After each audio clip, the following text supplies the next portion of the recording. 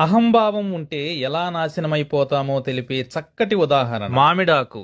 అన్ని శుభకార్యాలకి నేనే మంగళం, మిగతా ఆకులన్నీ అమంగళం అనుకునేదట. అప్పటి నుంచి తలక్రిందులుగా వేలాడి. కరివేపాకు.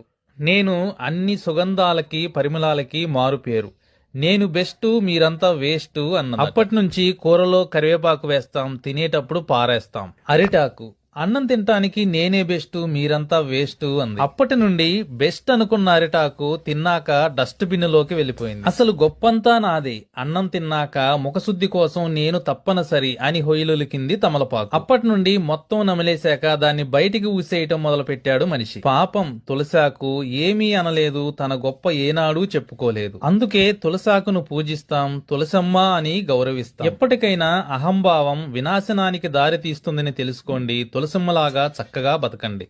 అహంభావం ఉంటే ఎలా నాశనమైపోతామో తెలిపే చక్కటి ఉదాహరణ మామిడాకు.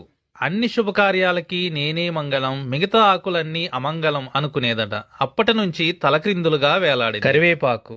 నేను అన్ని సుగంధాలకి పరిమళాలకి మారుపేరు, నేను బెస్ట్ మీరంతా వేస్ట్ అన్నది. అప్పటి నుంచి కూరలో కరివేపాకు వేస్తాం, తినేటప్పుడు పారేస్తాం. అరిటాకు. అన్నం తినటానికి నేనే బెస్ట్ మీరంతా వేస్ట్ అంది. అప్పటి నుండి బెస్ట్ అనుకున్న అరిటాకు తిన్నాక డస్ట్ బిన్ లోకి వెళ్లిపోయింది. అసలు గొప్పంతా నాదే, అన్నం తిన్నాక ముఖశుద్ధి కోసం నేను తప్పనిసరి అని హొయిలులికింది తమలపాకు. అప్పటి నుండి మొత్తం నమిలేశాక దాన్ని బయటికి ఊసేయటం మొదలు పెట్టాడు మనిషి. పాపం తులసాకు ఏమీ అనలేదు, తన గొప్ప ఏనాడూ చెప్పుకోలేదు. అందుకే తులసాకును పూజిస్తాం, తులసమ్మ అని గౌరవిస్తాం. ఎప్పటికైనా అహంభావం వినాశనానికి దారి తీస్తుందని తెలుసుకోండి, తులసమ్మలాగా చక్కగా బతకండి.